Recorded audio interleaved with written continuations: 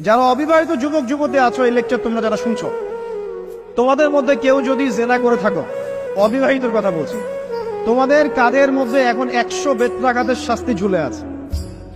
সূরা নূরের 1 থেকে 3 নম্বর আয়াত পড়ে দেখবে, অবিবাহিত যুবক যুবতী যদি জেনা করে তাদের শাস্তি হচ্ছে 100 বেত্রাঘাত, তাও জনসমক্ষে, এবং এক বছরের জন্য নির্বাসন।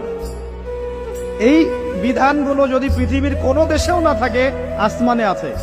মরার সাথে সাথেই এই বিধান কার্যকর হবে ইনশাআল্লাহ। বাঁচার বুদ্ধি কি? একটাই উপায় আছে। এই লেকচার কানে চলে গেছে, অনতিবিলম্বে ওযু করবে।